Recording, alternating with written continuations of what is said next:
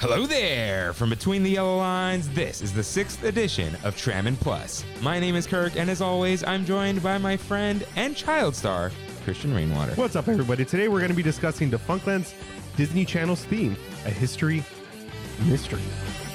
We're Kirk and Rain. And you're watching Trammin Plus. Welcome back to Trammin Plus, everyone.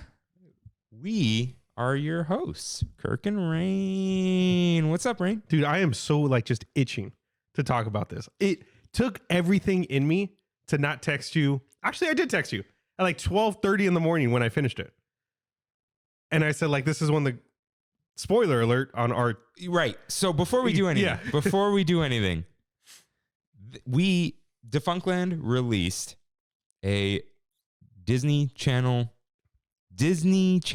theme, A History Mystery, which is a mystery and history about the 4 notes that I hope you heard in the intro and Rain put in there. Yes, sir. Of course. And we're going to spoil it. We're going to spoil the whole thing. We're going to discuss it. We're going to tell you who wrote the theme. So if you have not seen it, go watch it. Stop what you're doing right now. There's literally this isn't what did they think about Spider-Man? I don't care about Spider-Man. I'm just going to see what they think. This is a review with spoilers. Whatever.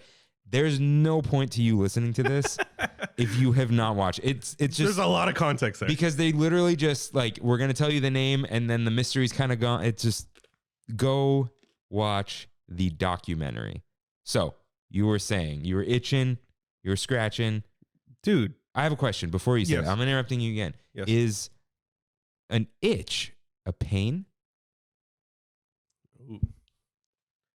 Is it a pain? Is it a low-level pain, as some may say? I believe it is. No, to you. Yeah, to me. Really? I think it is because I have horrible pain tolerance. Okay? And which means I have horrible itch tolerance.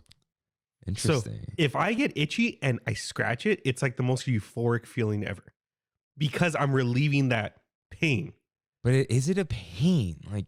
It hurts? You're making me itchy, dude. It hurts or it itches? You know what I mean? Yeah. It doesn't hurt, or does it hurt? Sometimes. Depends. Yeah. I to me, it's a sensation. Yeah. But it's an itch. It itches, and I scratch the itch, and it's not that I'm no longer in pain. I'm no longer itchy. Yeah. So you're going with it's a pain. It's a pain. It's okay. a pain. Okay. Now I'm being a pain. All right. Okay. So I saw Defunctland was Kevin on his Twitter was saying 3 hours, 1 hour, whatever, dropping the video. And I was like, okay, I honestly had no idea what it was going to be about. I just knew a new Defunctland video was coming out, which means a holiday for me. Okay. Stop the presses. I'm stopping whatever I'm doing and I'm going to watch this video. And then I saw it drop and I saw the Disney Channel logo. And I was like, oh. Defunct TV. Yeah. Defunct TV is fine for me. Even for obscure, weird stuff that I don't know about, it's fine. I still enjoy it a lot. But Yesterworld, another YouTuber, another person who makes videos on YouTube, just made a history of Disney Channel video. Okay. So I was like, I'm kind of tired of Disney Channel history. I don't really care about this anymore. I just watched a 45-minute video from another guy. And then I started watching it and realized, no, this is different. This is definitely not, it's nothing like anything he's ever done. It's nothing like I expected. And it was truly, it was art, man. Everything he did, there were certain aspects of it. I was trying to pitch this to Sos today. Okay. He won't watch Disney Channel stuff. He won't watch Disney content. But I was like, you need to watch this. This is not... Anyone who's into music and production, that's what this is about. Anything behind the scenes of This is not about Disney Channel. Yeah. The idea of these people being seen, being heard, it just it was the coolest thing, dude. There were points in the video where once he starts interviewing people, I was like, there's no way. There's no way he's going to get this person. Sure enough, the next frame, it's that person. There's no way he's going to get this person. Sure enough, it's the interview on the phone. he got every single person possible to do this interview. And I think that's because, like we're saying, these people want to be heard. They don't get any credit.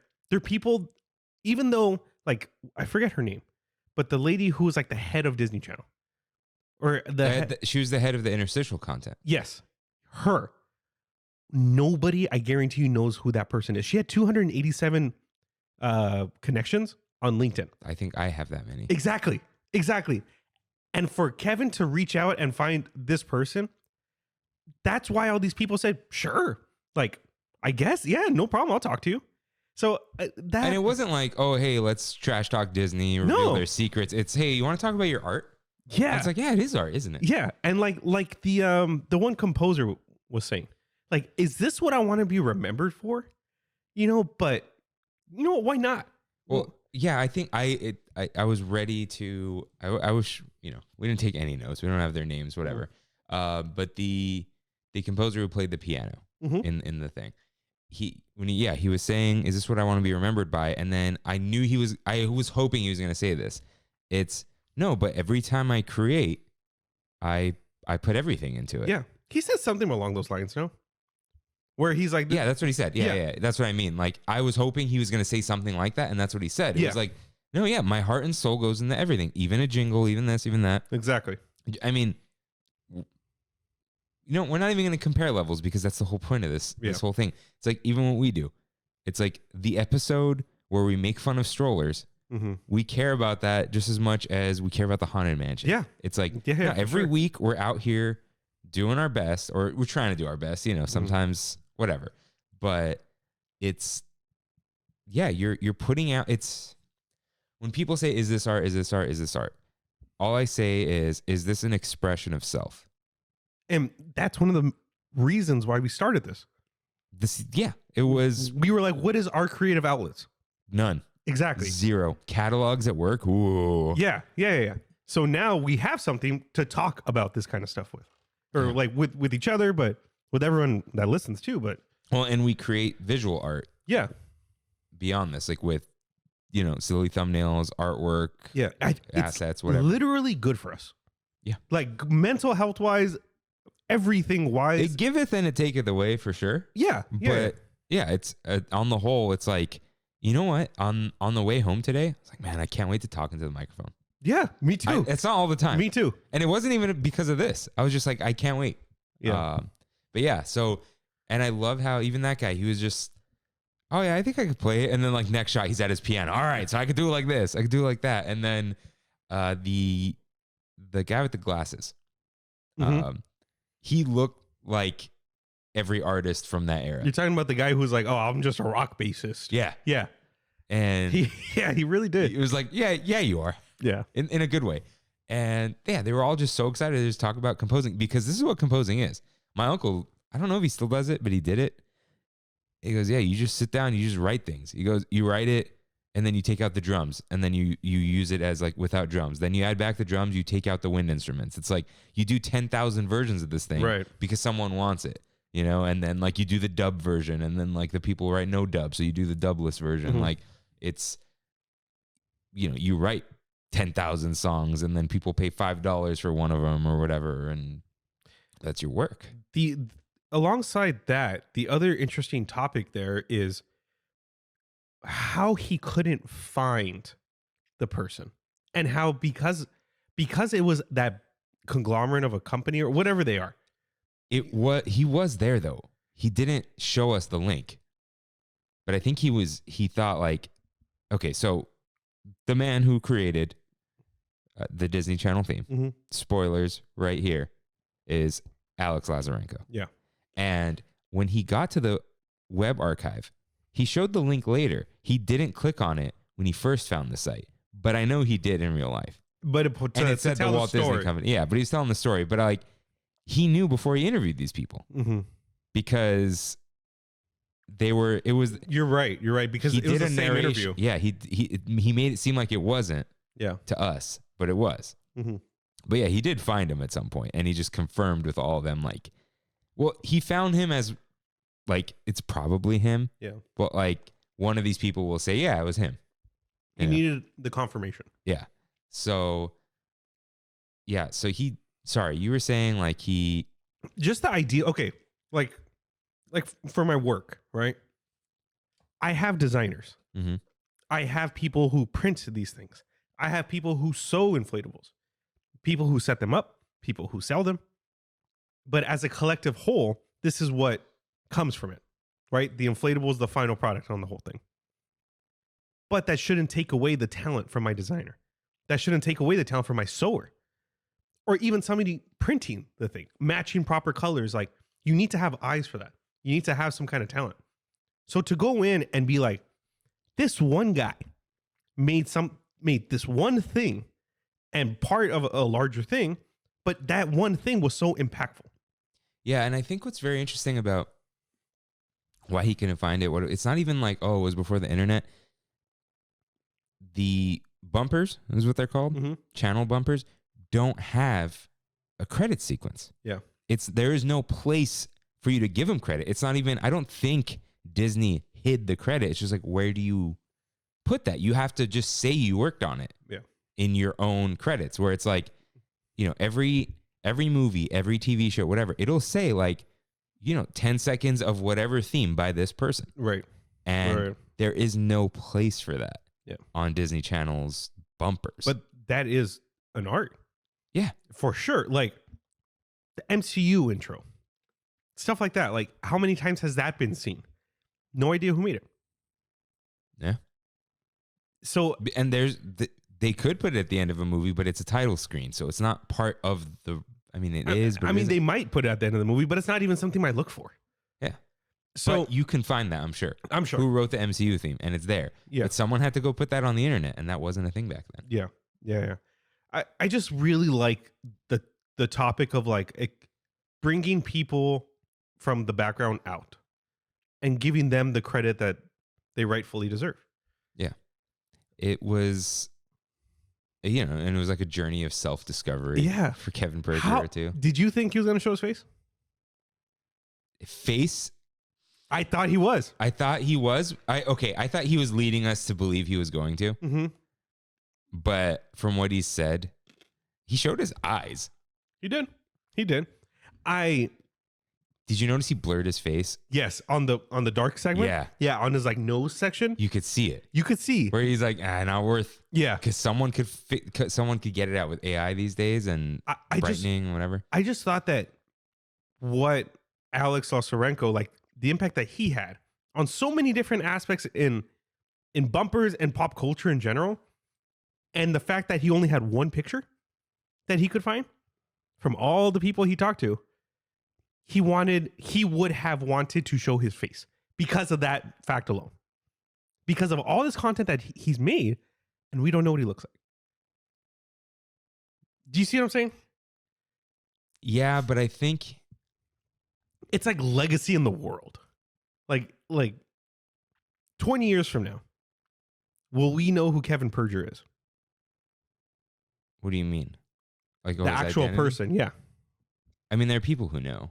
We know. Mm-hmm. Matthew knows. Yeah. Anyone who's worked on these videos knows. It's. But the mass doesn't. Huh? The mass doesn't. Yeah, and we know because we're annoying. Mm-hmm. But everyone else who knows is like they respect it, and we respect it. That's why I haven't told anyone, right? Like no one knows who he is because he doesn't want people to know. Right. And he's not doing it for the mystery, like Dream and all those other types of people, where it's like, oh, someday I'll reveal it. It's like, yeah, like a certain amount of subs, then face reveal. No. And, he might one day, he might, if he, hangs up the Defunctland cape. Yeah, or whatever. But I think for him, it was whatever his identity is, he wants like that to be recognized as art. Like, yeah. I see where you're going. If we never did video, right?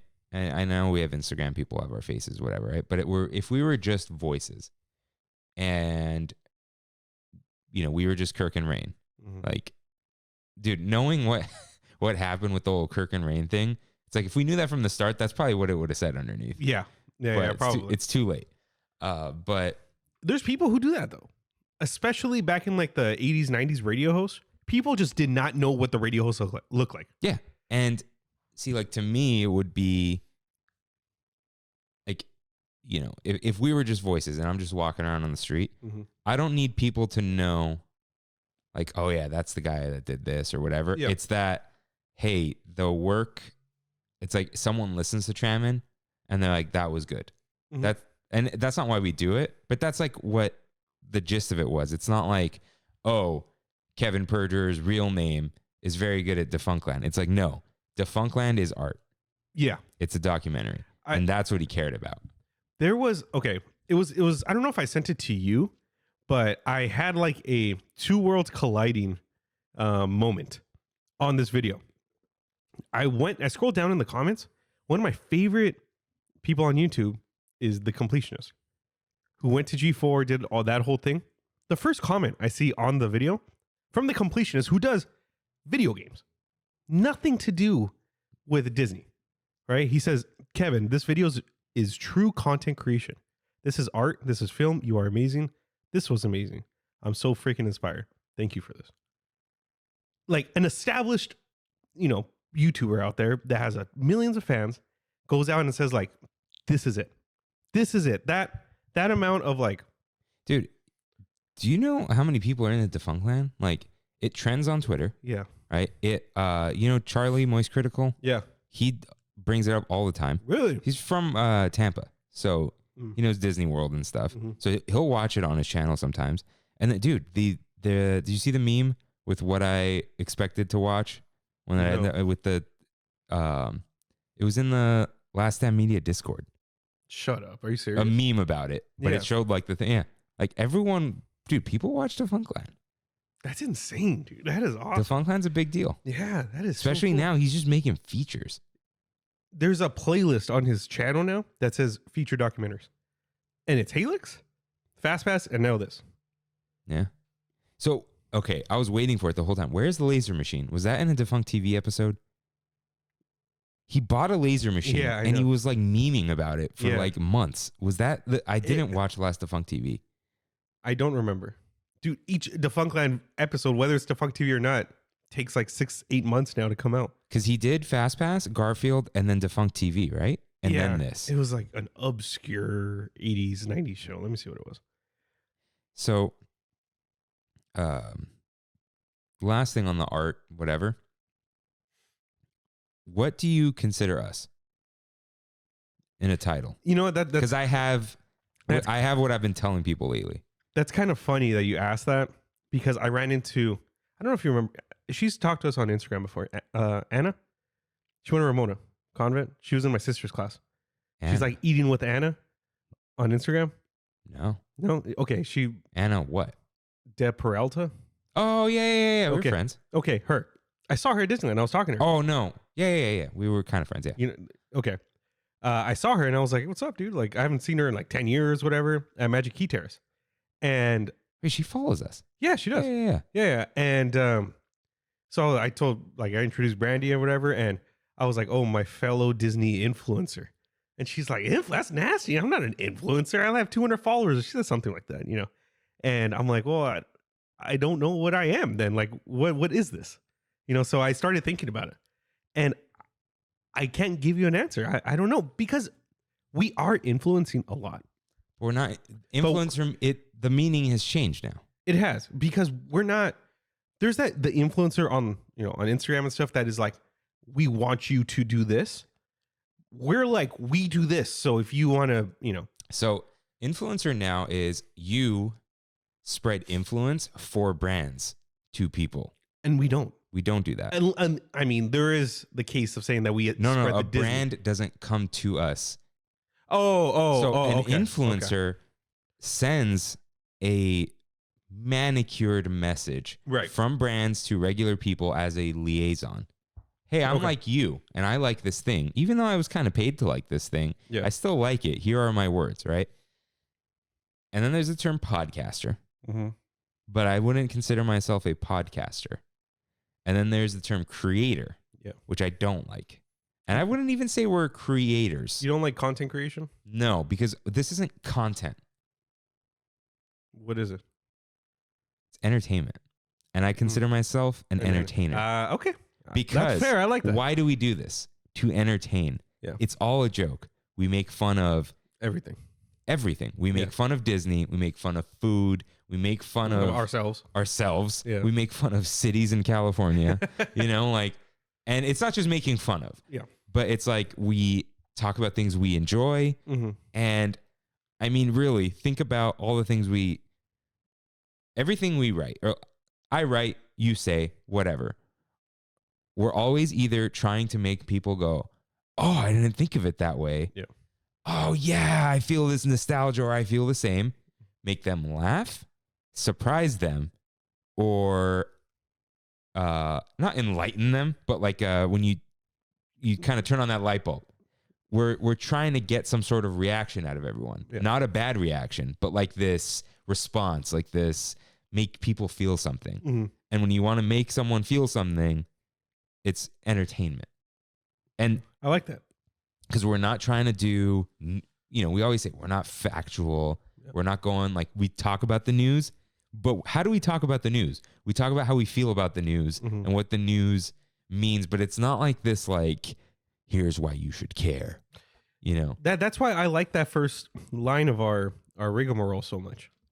That it's through and only through our eyes. Through and only through our eyes. Like this is just what we do, what we like, and if you don't like it, then it is what it is. And it's like entertainer sounds like, it almost sounds like we're trying to be prestigious because like, oh, this other person's an entertainer. But if you think of the spectrum of entertainers, you go from stand-up comics to ventriloquists to magicians to, like cabaret singers to, cellists. It's just entertainment. It's essentially two things. It's people and a stage.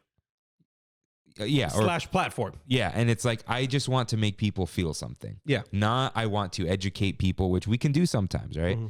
Not I want to help this brand or prop up this thing. It's just like, it's just entertainment and it's low stakes. Mm-hmm. And that's, I've been thinking about that a lot because when I hear content creator, like that's not what we are, because I'm not digging around for content. Right. And it's not like, oh, this will make a good video that'll make me money. Like when I feel inspired at Disneyland, like I have 2 episodes planned from when we were sitting on Pirates, and they have nothing to do with Pirates. Yeah. I just like remember 2 things, right? And it's, hey, I want to do this because people will find it funny, fun, or entertaining. And I think that's what we are. I think we're entertainers. I like that. Yeah. Kirk and Rain, the entertainers. Yeah. Isn't there a song, The Entertainer? There was oh no, that's the producer. Is it Billy Joel? I think so. Yeah, the piano man himself. Producer's pretty cool too. Not producers. Yeah, producer sounds cool. Producers are like coordinators. Yeah. Really quick, the last episode Defunctland did was the Garfield episode. Really? Mm-hmm. Was there Defunct TV before Garfield? There was 2 months before that. It was on the history of Under the Umbrella Tree. But I don't think he's used this laser machine yet. He didn't use it in the Garfield thing, did he? No. So, dude, there's always something cooking with this guy. Okay. So, spoilers. We have a soundbite from Matthew Serrano coming up. And dude, he would have been on. It's just he's in Paris. He's in Paris. So he sent us about 4 minutes of audio. Dude, how did that even happen with him and Freddie? That's what I want to know. Just at the same time? Yeah. How would you both go to Euro Disney at the same time? Like, I'm just gonna ask, do you know about the laser machine? Okay. So let's take a little break from the philosophical stuff. Let's talk about like the production. First of all, that intro with the TVs. Dude, okay. This is what I was telling Sos today. I was like, dude, like he first starts it like your typical Defunctland video. B-roll and him talking over B-roll. And I started the video and showed Sos today at work and I said, hey, check this out. I'm like, the production value on here is so high. It's ridiculous. And he looks at me and he's like, so did he get nice B-roll or what? And I'm like, you know what? That's fair. That's fair because most of these are just B-roll with somebody talking over. And then I fast forwarded to the TVs and he looked and he's like, whoa. Yeah. That's cool. I don't know where he got all these TVs. I don't know how he did it, but I mean, in short, he looked like a boss. Like he walking down that hallway with his voice going over it was freaking cool.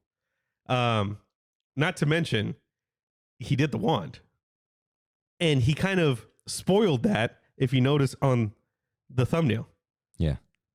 and he didn't just do the wand; he did the wand. He did like the original wand kid, where he was just like flinging it left and right and doing like all these moves, and oh man, yeah. But that room, even his desk where he was doing all like the charting or whatever, which I don't know if it's real or not. What? The blue chart? Yeah, because I saw. You know what Disney Dan is? No. Okay, it's a guy who's always around Defunctland, always, and he's like, I'm at the desk. He took a selfie with it, and it was on a TV, but it was the desk. But the way that he like filmed it, it looked real. I would imagine that's not that difficult to do. Wait, the desk wasn't real, or No, the blue thing? The blue thing, the board. That looked like glass. Did it? Yeah. Like glass over it? Yeah, with with magnets. Like a board. Yeah.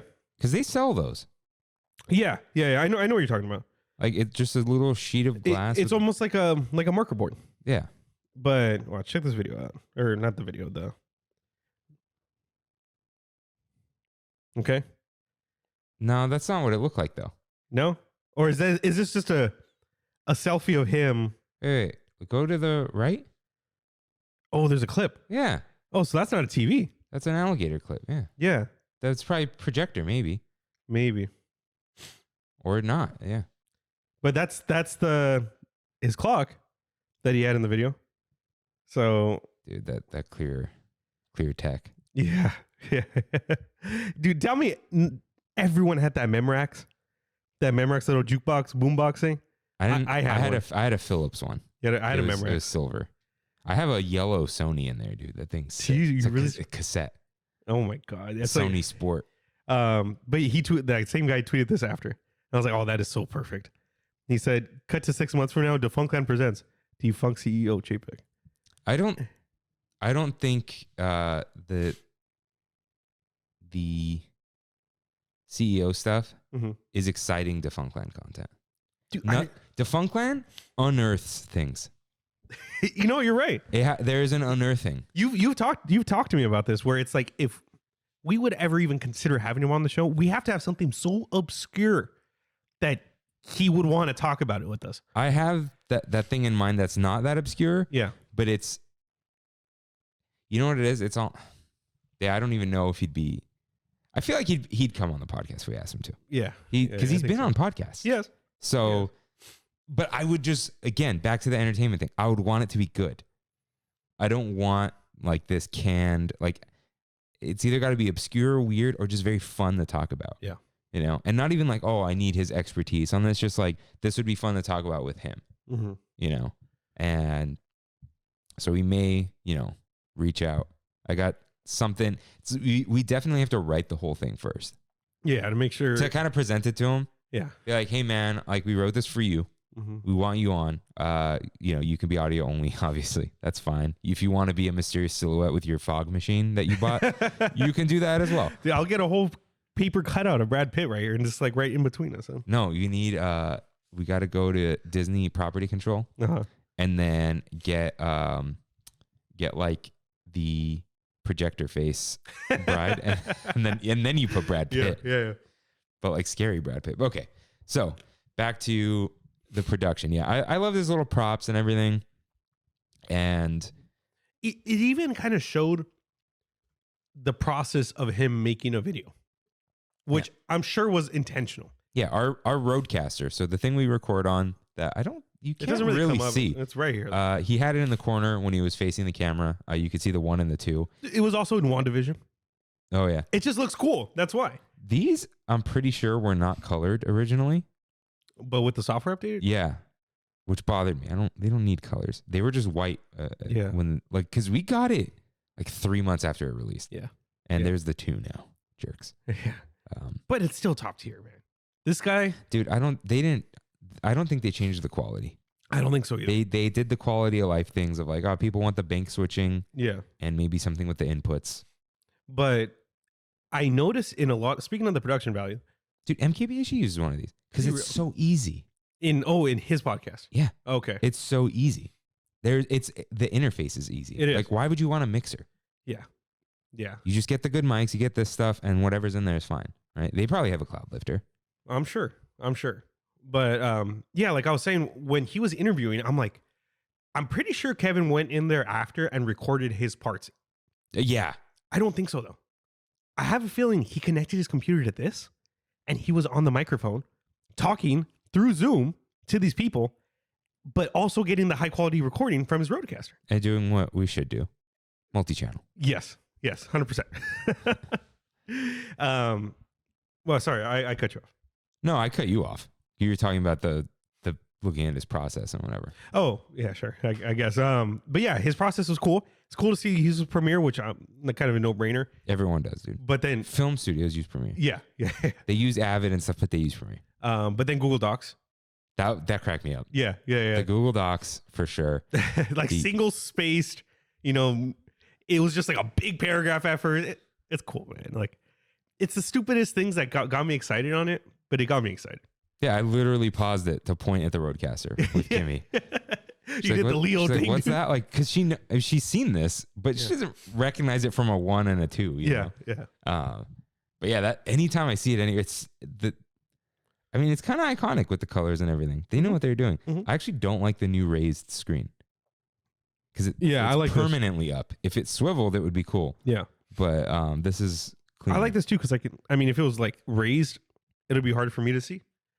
Yeah, but the weird sounds from the roof. Cool. Cool. But yeah, just going back to like overall thoughts. I haven't watched content in a long time where I don't touch my phone. Yeah. And that's when I knew at maybe like an hour in, I was like, oh my God, I haven't touched my phone. Did you watch it with Brandy or just you? I watched it with Brandy, but she was playing Roller Coaster Tycoon on her iPad. And whatever. So like she was engaged, but not like I was. Because at one point she looked at me and was like, are you okay? Like, are you bored? And I'm like, bored? I am so enthralled with this TV right now. Like, I literally was just like blank face, like just taking it all in. And I haven't gotten that in a long time. I think the last time something really did that for me was probably Game of Thrones, maybe like when I was first watching it. But dude, Andor is like that for me. It is. I'm still like in the same spot that I was before, but it ends this week. You're going to get spoiled. Yeah, I know. It's time. I know. I mean, at least I know he doesn't die. Spoilers for Rogue One. But yeah, I was just like blown away by so many aspects of it. Maybe because I'm really into murder mystery documentaries too. And I was like edge of my seat the whole time, trying to figure out like, okay, well, is it that guy? Okay, no. Is it that guy? Was it that girl? Like just when he was going through everything, I was so into it. And I can't put my finger exactly on it, but I was just so into it. Like, well, yeah, why? Because it had so many dead ends. Yeah. And it's one of those, it's kind of like how we don't have a podcast about Disney. It's about Disneyland. Yeah. And it's about the weirdness. It's about the behind the scenes stuff or the things you wouldn't think about. This isn't about television. This is about a TV network. Yeah. Who cares? We do. And it's funny because him and Mark from Yesterworld, I think they both tweeted this. Where do you start? These like historical lookbacks or things that you're going into. How far back do you actually go? If you're talking about TV, do you talk about the start of TV? He talked about the NBC chime, dude. Exactly. He's a good storyteller. He is. But the fact that he went all the way back into the original jingle, I remember that more than the Disney Channel one. Well, because it doesn't change. The Disney Channel one changes a lot. Yeah. The the Disney one is interesting because you ask anybody, what's the Disney Channel thing? And they're like, oh, it's easy. Oh, wait. Yeah, I didn't. Now it's in my head and I know all the different ones because I remember all the weird ones they did. Yeah. But I didn't remember it. But if you're just like, what's NBC? Boom, boom, boom. Yeah. Like, duh. But the one thing that everyone does remember are the wands. Yes. That is like ingrained in every millennial's head, dude. I mean, they still do the wands. They still do them? They just draw the top of Mickey's ear. Oh, that's right. And then it zooms the logo out. But there's still, it's still there. Isn't it crazy how low the viewership now is on Disney Channel? Dude, when I was looking at all the different ones, and one of them had like a female announcer talking about Disney Channel. The other guy's gone. Wait, the other what? It was like always the same guy. But for what? Like, up next. Oh, yeah. The different bumpers. It's a female voice now. Oh, is it? Yeah. And she goes, click in the top right to see more Disney Channel content on YouTube. And it was a bumper for YouTube. Like someone put it in the bumpers. Yeah. But it was like an arrow. And I'm like, oh no. And she said it. Wow. Yeah. They went from what? 6 million to 250,000? 18 million was the peak. No, that was. No, High School Musical too. But it was, I think their viewership total peak. Oh, okay. Was 6 million. That was just a one-off thing. Yeah. Yeah. So, okay, before we move on from production, Matthew Serrano had an editing credit. So I was so happy. Yeah. So happy when I saw that. And he tweeted it, and then I saw him in the credits. So we have not heard this audio clip. Yeah. Maybe we should have. Nah, dude. We'll hear it together. So he sent us. Oh, cool. There's a play all button. So he said, hey, send us questions, whatever. We don't really have like crazy questions because we're not having a conversation with him. Yeah. Right. But I'm sure when we have him on for something else, we can ask him again. But I just said, what were your contributions to this documentary? So I don't know how loud this is going to be. Please bear with us. Let's just see how it goes. See if it even comes through. I'm currently recording this in my hotel in the shower. Hey, this is Matthew Serrano. I was the assistant editor on the new Disney Channel episode of Defunctland, this latest Defunct TV special.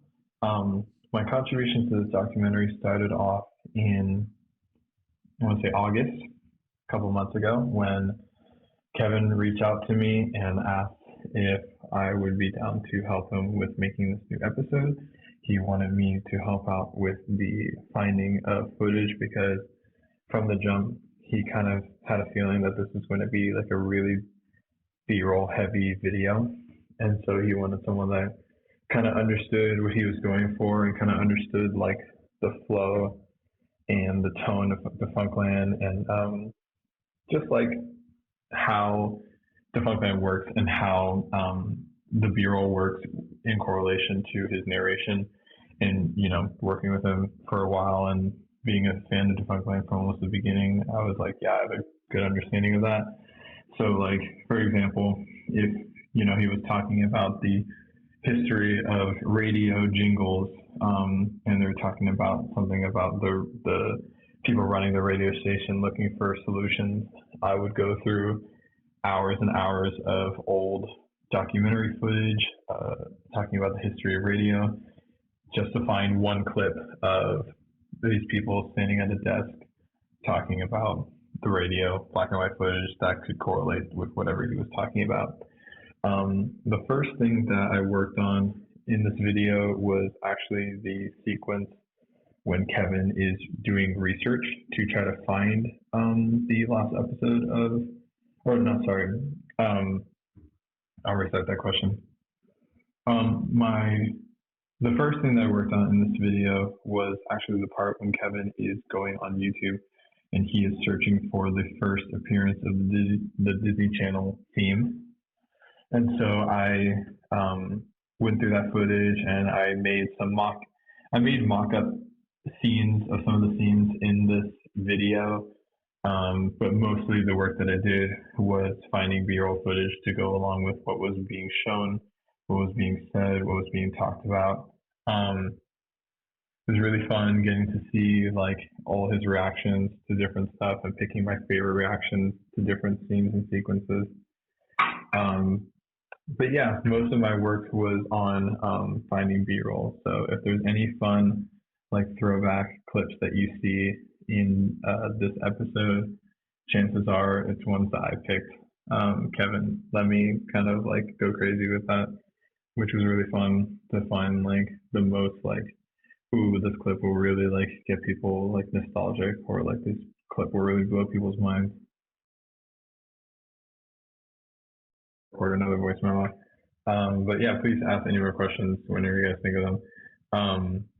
The other contribution that I had to, along with finding and hunting down B-roll and archival footage, was also going through and selecting clips from the different interviews that Kevin did.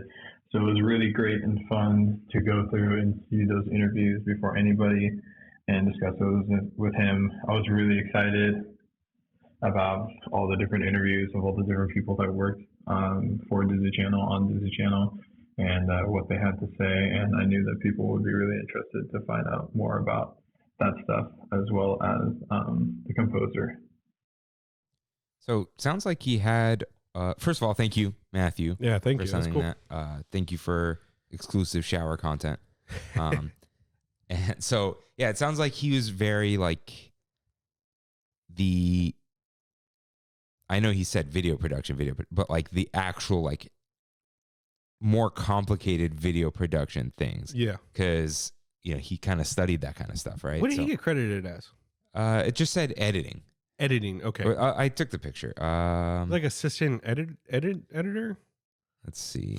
Because there were like, 2-3 credits. Yeah. Assistant editors. Because Kevin Perjurer put it all together. Right. So, but dude, that's some editing. Going through not just finding the B-roll, but going through the interviews and stuff, having to sit there, watch the whole thing. Okay, this is a good part. This correlates to this. There were some very good cuts too. Yeah, there were. Because you could tell there was some where they were just like, they probably trailed off and then he just cut that, put it there, but it was like pretty seamless. So yeah, finding archival footage and dude, could you imagine doing a screen recording and faking yourself scrolling through things? Yeah. Like you got to make that look natural. Yeah. And it looked natural. Yeah. Like everything he did, I'm like, oh, that looks like. That's how I would do it. Yeah. It's not like when you see in movies and stuff, the fake operating systems, enhance, like all that stuff. No, it was real. I think that's another interesting thing with like the whole, YouTuber or whatever, right? Mm-hmm. Where, it is real. It is. You're just doing the real thing. Yeah. It's like some people leave the clap in the video. Yeah. Because it makes it look real. But that is the real one. Mm-hmm. That's the other thing. I thought about doing that for my Trammin Plus, but I knew it would take me 1 or 2 takes and I wasn't going to fake another one. Yeah. Where it was just like, I wanted to do 1 take, but I messed it up so bad that it was like, it happens. We just stumble over the words. Like, hold on. It's the one that's, if anything, we start with the most scripted thing and then we go off the rails. Yeah. But yeah, I can't imagine the level of production that goes into these things. And that's why, Kevin does I'm telling the story through my editing, but it's like, I need other stories in my story. Yeah. And it sounds like that's what Matthew did. And, and kind of some of the work too of like, okay, so Kevin's going to keep researching or writing or whatever. Let me edit down this interview. Yeah.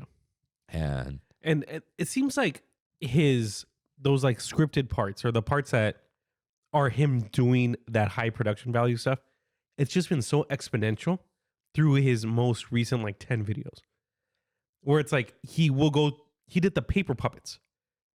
I think it was like for Walt's biggest party or whatever.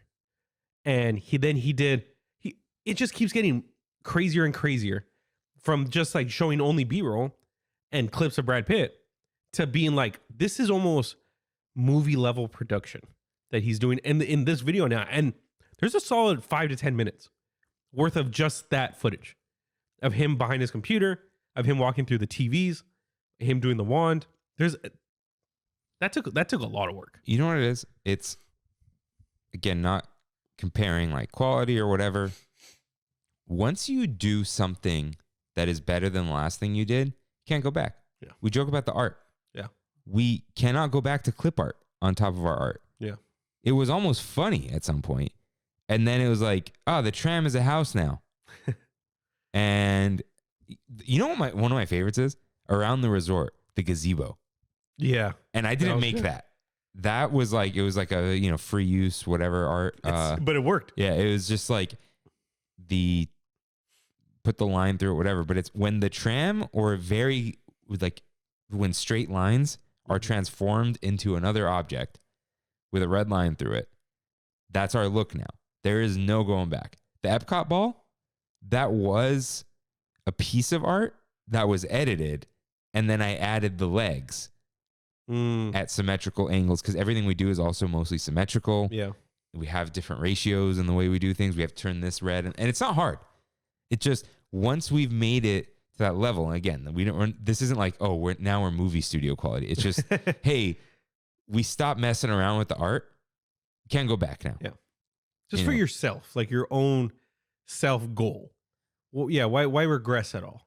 Yeah. And then like, now we have the Trammin song. It's like, well, you can't really ever change that. No. It's the Trammin song. Yeah.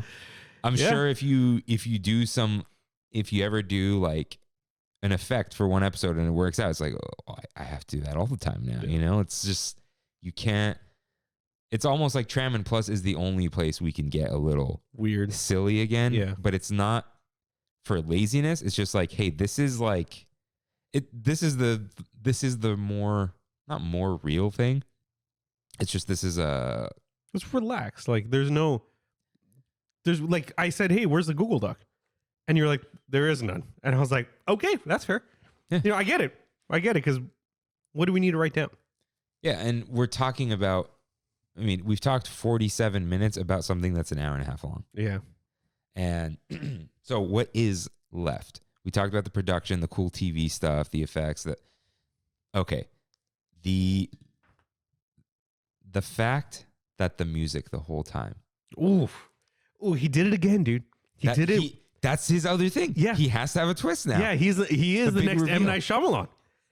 Like, oh. Dude, the fact, he's like, how do I honor this man? Like, am I just ruining his career? Yeah. I've been playing his music the whole time. Boss. Like, and at some point, I didn't think that. I was just like, man, this is like really dramatic music. Yeah. This is some good stuff. These are some good, this isn't like free licensed music or whatever. Not that there's anything wrong with that. But. And he put up like the whole album, like a picture of the album that he was pulling from, and then the individual songs that he used. It's so cool, man. Yeah. So cool. So that was a great payoff. The holding that picture till the end. Mm-hmm. And you could tell he arranged the interviews in such a way. Yeah. He's telling a story, and telling it, dude, I can't imagine trying to tell a story like that because there's a bunch of, not misdirects to trick us, but you kind of have to you have to constantly set up the next thing. Yeah. The most we do is move the bullet points around to have some sort of narrative, And at one point, I thought that the video might have been done when he's like, okay, that's it. And he goes into the shower. I paused it, so I knew there's. I didn't. And I'm like, man, that hour and a half flew. That went by really quick. And sure enough, that's when he's like, oh, we got the shower thought. And he figured out, what was the company who uploaded the wand background videos, or the behind the scenes videos for the wands. Yeah. Yeah. That I was like, ooh, that's a good catch. And then when he saw the the Glenn Owen on the website, I was like, there it is. Like, oh, my favorite part though, it's the stupidest little line, but he was like, oh yeah, there's Wayback Machine. No, dude, when he was like, oh, it's gone, I'm like, use the Wayback Machine. Use the Wayback Machine. Yeah. And Kimmy's like, well, he's got to use it. Yeah. He has to know. And then he's like, yes. Dude, whoever. Because I was like, I had faith in him. Yeah. But I'm like, I swear, if he doesn't know, yeah, I'm gonna call Matthew. Yeah. I'm gonna say, put me on the phone with Kevin. Three-way right now. No. Hey. In the shower. In the shower. I know everyone's in the shower, dude. What the heck? Yeah, so I don't have shower thoughts anymore. I have toothbrushing thoughts. That's fair. We have to upload a bunch of PDFs to our website at work, and it's like Squarespace. So you have to add the PDF to your little database and then put the link in a button. And it takes forever. And I'm like, or I could upload them as attachments in Airtable, and then put the Airtable table. But then it'll help because it'll be more descriptive, and then customers can say, "Oh, that's they could search." There you go, toothbrush thought. That was a toothbrush thought. Well. Toothbrushing thought. So yeah, it was this documentary, man. So revelations. Yeah. And like you said before, I was so happy to see. There's the one producer, the guy who is definitely rich because he had that big window behind him with the black glasses and the t-shirt. And Got it. Yeah. You could that was a window? I thought he was outside. That was a window. Oh my God. Yeah. You know those wide windows with the wood and the black frame? Yeah. Yeah. I hope he's rich. Good for him. Yeah. He was so excited, dude. He was just like, "Oh yeah, we did that." He got emotional. What's a channel identity? He's like, "Well, it's just fun." Like, so what they were saying that it was very subtle. It's the channel is a person. The entire channel has a personality, and who is the person who is the channel? And Disney Channel is fun, and it is. Yeah. Dude, shout out to the girl who flies up like a rocket ship during the decom. Iconic. Let's watch a Disney Channel. Yeah, and she appears, she materializes, and then flies up like a Falcon 9. Yeah. Just or they're all jumping. Those perfect splits in the air. Yeah, you know? but she's just like. Oh my God, dude! But talk about one of the most nostalgic things ever. Seeing that come up, Yeah. And the song too. Like, we know who made that song now. Oh yeah. Yeah. It's the bass guy. One of the things I liked, the composer who came in to rearrange. Mm-hmm. Did they tell you at any point, like, you have to put the 4 notes? He goes, no one told me. I think we just all were kind of like, yeah, it's, I'm rewriting the thing, but it's still the thing, and then, I just thought that was funny. Like, he wasn't saying it like he was arrogant. It was just like, I knew I couldn't change those notes. They knew I wouldn't try to change the notes. It's just like, write this music or whatever. Seeing the background production of pretty much anything that I love or I enjoy is probably my favorite thing ever. Of something I know that I've loved, like Disney Channel, something I've been consuming since I was 7 years old. Whenever it became non-paid is when I started watching Disney Channel. Like most of us, I think. Yeah, we had like the super basic cable where you had the box with no guide. Yeah. At some point, we didn't always. I think we may have always had that, but not everything was on that. Right. We had Nickelodeon. Cartoon Network was like in and out. Yeah. I remember when we got Cartoon Network, I was like, "Whoa!" Like there was a black box on top of the one TV in the house. Yeah. This is a 32-inch RCA that swiveled. Like it had like wood. Yeah. And there was you just flip the channel up and it would go to a channel. Like there was no guide, there was nothing. Yeah. And then my cousin got the Time Warner guide thing. No, dude. Like Adelphia or something. Oh my God, that just unlocked another memory. Is that what it was called? Yeah, I think so. There was an A in there. It wasn't Philadelphia. No, but there was an A. Let me look it up. There was an A, and there was red. I think it was Adelphia. Yeah. Yep, that's it. He had that cable box, and I was like, "What's that cable?" Yeah. And then that. Oh my God, dude! Woo-hoo. And then there was Charter, Time Warner. I had Time Warner, and Time Warner and Charter. Like my friends in Glendale had Charter, and then Time Warner and Charter merged to Spectrum. Yeah. And then OC has Cox. And they still do. Yeah. And it sucks. But yeah, like I was saying, just anytime you talk about things that I love, I will be completely engaged in it. Like I was just talking about the Industrial Light and Magic documentary that's on Disney Plus. Imagineering story. The one that I'm holding on to, and I don't know if it's because, I don't know. I can't tell you why. I've never seen all the extended or like the behind the scenes stuff on all the Lord of the Rings movies. Really? And every single movie has like a 3-hour documentary on how that movie was made. How have you not watched that? I don't know. But it's like almost on purpose at this point. Christmas break, dude. Yeah. I mean, I got so much to watch, but it's like I kind of don't want. I don't know if it's because I don't want that magic ruined. I don't want, but at the same time, it enhances it to me. The effects are good. Hey, 2001, but and a brand new company. How they did them, I feel like they wouldn't be as good. No, dude, you'll love it so much more. I know.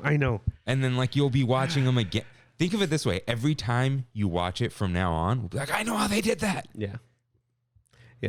In a good way for you. Yeah, like I've just been talking to everyone about. Did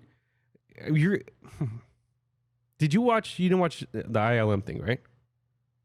The documentary. Not yet. Okay, there's these two guys, Spaz, and I forget the other guy's name, but one of them's name is Spaz.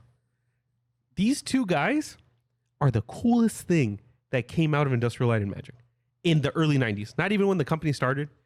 They were the pioneers of computer graphics. And they were like the bad boys of the whole company. Like they threw parties. Those guys were always coming to work hungover. But they're the reason why we got Jurassic Park with computer animation. Oh, they're the ones who they tricked them and all that. Yeah. Those guys. So to close off. Yeah. We talked about everything in the documentary that we kind of want to talk about, like the things that stood out. The music, Alex Lazarenko, rest in peace. R.I.P. The effects, the TVs, the tricks, all the guests. M. Night Shyamalan. Yeah. In terms of the documentary itself. So now, just in closing thoughts, some thoughts, memories, whatever about Disney Channel. I like this. Because we're not going to get another, we have as many chances as we want, but this is our chance. What is Disney Channel to you? Disney Channel to me were, in all honesty, a lot of things that I didn't want to watch at the time. Really? Yeah. There was a lot of, and they I think Yesterworld talks about it. It was a very female-focused tween demographic that they were really trying to hit. Lizzie McGuire, Hannah Montana, That's So Raven, all things that when we were like at that prime age, our friends that were girls were really into, our sisters were really into. I was in all those shows, dude. I was into it. You didn't tell me you didn't have a crush on Lizzie McGuire? I did not. You had a crush on freaking everyone on Earth and not Lizzie McGuire? Not Lizzie McGuire, no. Huh. Hillary Duff. But That's So Raven was the only one I think that I was like, oh, that's good. That was a good show. Yeah, good. That stuff was awesome. But I really enjoyed watching a lot of the DComs. The DComs were good. Yeah, I liked doing that. That's Blade, brah. Was that Brink? Yeah. Yeah. And I really liked those times when I would go onto the Disney Channel and they would show old Disney movies. They would do that Disney Vault stuff that he was talking about. Walt Disney, yeah. Great pun. Just over everyone's head. Yeah. Wait, what is it? Walt Disney. You see? Yeah. And I would honestly always change it to watch some kind of anime. Pokemon, Yu-Gi-Oh. Is that a Digimon? Oh, no, it's from Evangelion. Oh, close enough. Yeah. Evangelion? Evangelion. I think everyone says Evangelion. Okay. Yeah. Evangelion. Okay. Well, same thing.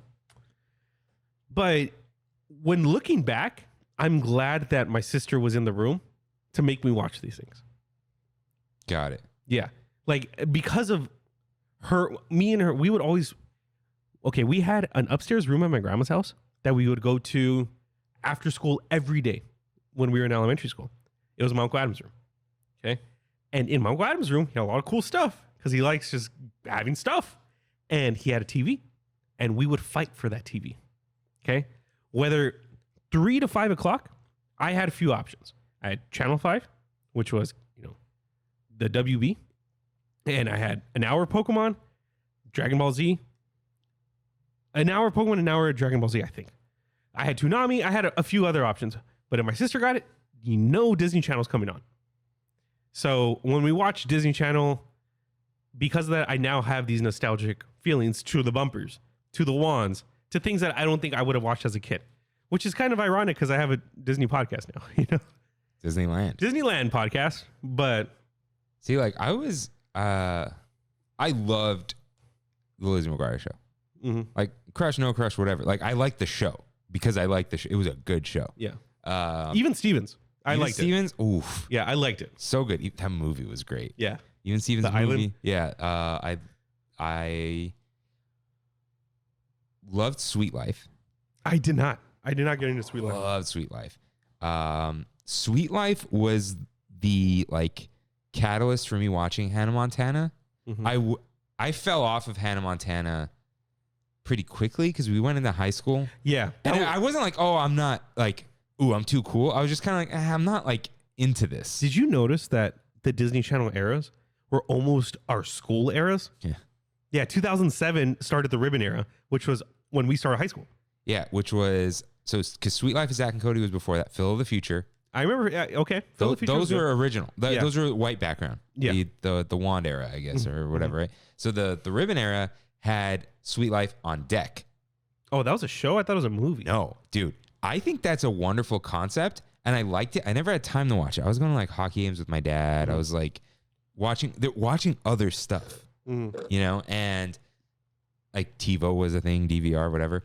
So I watched those things when my sister watched them. Not like, ew, they're for girls. Just like, oh, she's watching it. I'm kind of in the room. Yeah. I'll check it out. But I wasn't following them anymore. Yeah. But I was like, Sweet Life, all in. Your sister's how much younger than you? 4.5 years younger. Okay. My sister's 2. Yeah. So, okay. Because when we were in high school, your sister was in high school. So it was like, Yeah. my sister was not in high school till after I graduated. Okay. So I was all in on Sweet Life, Phil of the Future, watched the whole thing. Even Stevens, That's So Raven. What was the other one you said? Lizzie McGuire, the movie, all that. Did you tell me the movie Surfers didn't unlock a memory for you? Oh yeah, Disney 411. I remember 411 and 365 and Super Short Show. Yeah. I forgot about Movie Surfers though. Yeah. But as soon as he said it, the logo popped into my mind. Yeah. But then, like, yeah, so Sweet Life on deck, didn't really catch all of it. I didn't catch the end of Hannah Montana. Did not, like, once they got in, like, Good Luck Charlie and stuff, hard out. Yeah. It wasn't even good. I don't know any of that stuff. My sister would watch that stuff. Okay. And I didn't even linger. Like, what's the Ariana Grande show? that was Nick. Oh, that was Nick? That okay. was Victorious. Okay. Victoria Justice. iCarly was also Nick. Right? I did watch iCarly. That was Nick though? Yeah. Okay. Yeah, So yeah, I was in the Nick for sure. We didn't even bring up, like, was it Toon Disney? Dude, The Weekenders. Oof. The Weekenders. Dude, best cartoon, man. It was so funny. Toon Disney I loved. Yeah. I loved because I liked the animation. Mighty Ducks. Yeah. Oof, good show. Or the Disney Afternoon stuff. I was too young for the Disney Afternoon when it was on Disney Channel. So I watched it on Toon Disney once we got the expanded cable. And that's why I was into Darkwing Duck, Tailspin, you know, Chip and Dale Rescue Rangers, all that. Okay, deep cuts on DComs. Ooh, Smart House. Oh yeah, Smart House is real hard to watch, dude. Now the hardest one to watch though, Up and Away, Which one was that? the superhero one, the black family that were all superheroes. I don't think I ever watched that. Dude, Brandy and I started watching it the other day. Oh my god, that was a rough watch. Up and away. I might unlock a memory in your head right now. No? I remember the commercials Okay. because of this, Yeah. but I never watched it because I was like, no, thank you. The Jeffersons. Yeah, never watched that. Don't Look Under Your Bed. Honestly, top tier. Never watched that. No, top tier decom, dude. Brink though, for sure. Brink was good. What was the one with the Bowlers? No, the clone brother. Oh, And those are one of the three brothers. yeah. Oh my god, what are the Dude, the kid freaking cloned himself. How traumatic is that? Let me look it up. what are the brothers? Oh, the Lawrence brothers. Yeah, every decom, dude. There's a list on IMDb. Okay. Under Wraps. Under Wraps. They redid Under Wraps recently, and now there's an Under Wraps 2. Top tier. Halloween Town. Halloween. Oh yeah. If not the Halloween is cool. best. If not the best. Dude, yeah. Calibor's Revenge, just in my opinion, just as good. Xenon. Girl of the 21st century. Yeah. Yeah. Wait, 22nd century. No, 21st. Oh, 20. Oh. I'm not going to do all of them because I'm 13th year. I didn't watch the 13th. I don't know if I watched that one. Smart House. Johnny Tsunami. Oh, good stuff. Good stuff. Genius, I never watched. Don't Look Under the Bed is here. Horse Sense? No. I'll put pen away. Color of Friendship. Ooh, the N-word. That was an intense movie. Yeah. Alley Cat Strike. That was cringe. That's the bowling one? Yeah. Where the 7-10 split. Yeah. And then, Miracle in Lane 2. Luck of the Irish. Rip Girls. Ooh, Luck of the Irish. What did I say was Luck of the Irish? I compared something from here. I don't know. Stepsister from Planet Re. Once they got to Quince. The girl with 5 siblings. Ah, yes. Was that What's Her Face too? I don't know. Let me see.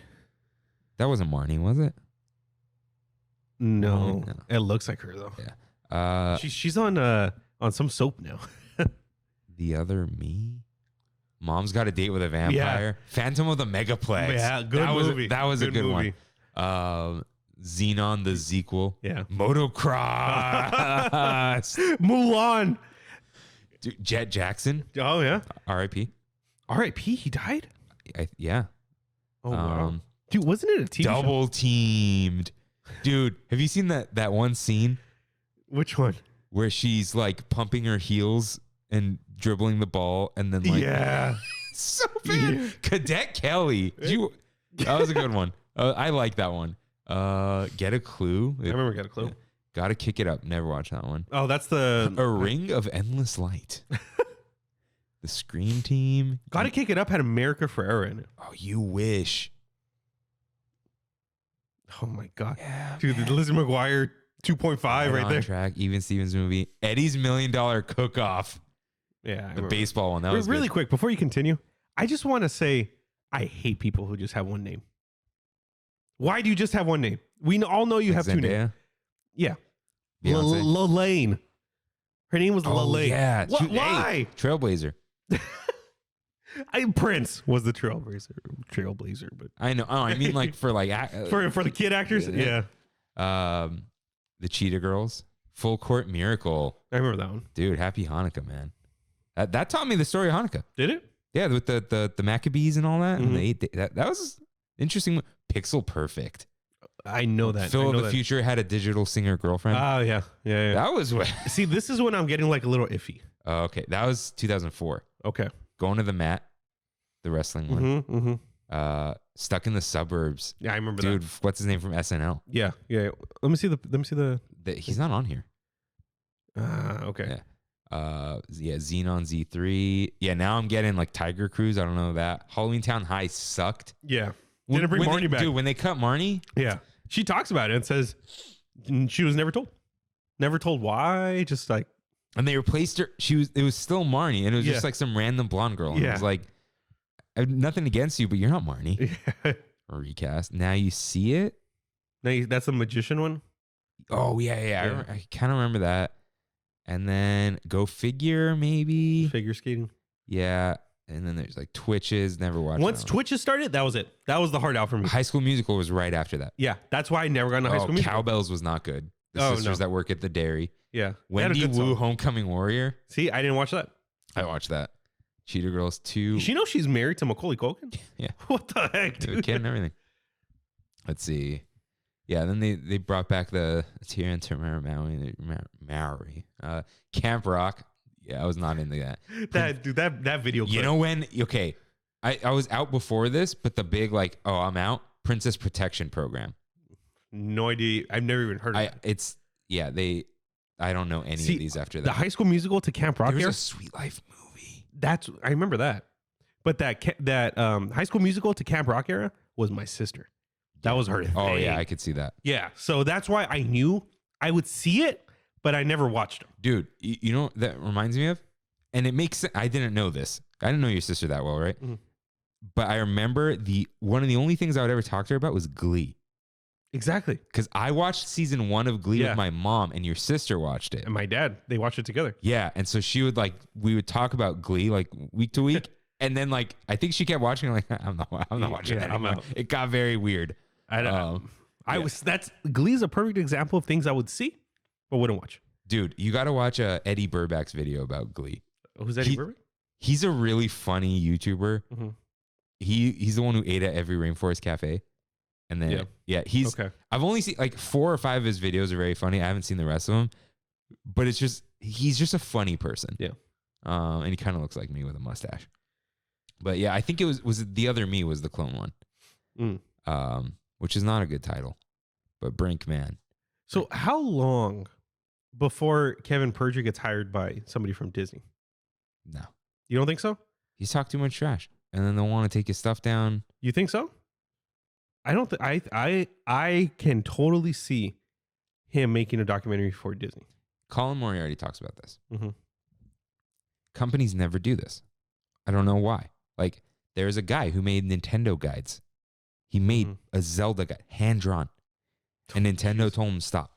And Colin's like, how have you not hired this man? Yeah. People are insane. They'll pay $100 for this book. Yeah. And you could just print them. It's free money. You could give this guy $10K and he would do it. You know what I mean? Like, it's like they don't care. Catch Me If You Can. Have you seen it? Which one was the Leo that? DiCaprio one, Tom Hanks? No. Okay, so do you care if I spoil? Go ahead. Okay. Everyone, here's your warning. Yeah. Spoiler alert for Catch Me If You Can. But it's a true story about that. This guy who started forging checks and was so masterful at forging checks, he became a doctor, he became a pilot, he became every possible trade so he can continue forging checks. Ended up doing like $20+ million in forged checks in like the 60s. Okay. And he was like 17 years old. He to this day is still hired by the FBI to be the anti-piracy person. Makes sense. Don't get me wrong. That's like it's either jail or you get a job. It's turning bad to good. Yeah. This is like, what's Disney's not going to hire someone to make documentaries about things that they buried. Okay. And Defunctland is unearthing things. Yeah. Okay. I see what you're saying. And I mean, I'll give it to you. They have documentarians already on payroll. They have Leslie Iwerks. Yeah. Yeah. They have, I mean, from Industrial Light and Magic, Lawrence Kasdan. I wish Kevin Perjurer all the luck in the world. I think his best work is like going to just be him doing what he wants to do. Everyone said that Fast Pass was his magnum opus. I don't know. It's like Dr. Disrespect says. It's the tippity top of the mountain. He's only halfway up. I respect that. He says that about he says that as a motivational thing. Like he says we. Yeah. Because as disrespectful as Dr. Disrespect is, when people write in about like their mental issues or like, they're struggling with weight, they start going to the gym. Like he gets very like, no man, I believe in you. Yeah. But in character. Yeah. But it's kind of like that. Hey, you are the best. And you're only halfway to the best. Yeah. Of your own. I am so excited for what's to come from that guy.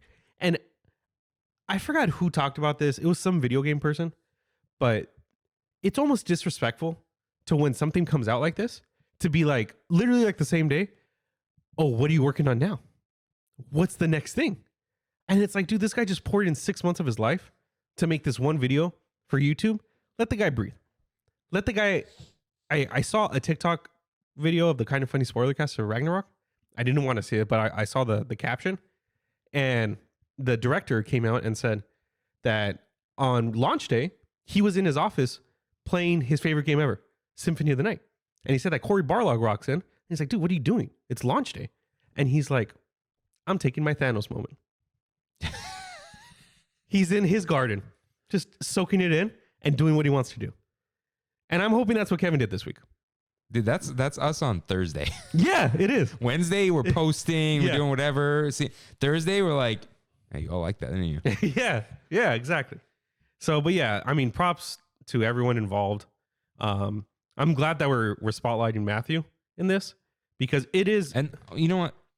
Because I have the picture, many people worked on this, but shout out to Isaac Teal, who was also credited in the assistant editors, and everyone else who was in the credits we didn't catch. Yeah. But just want to shout that out too.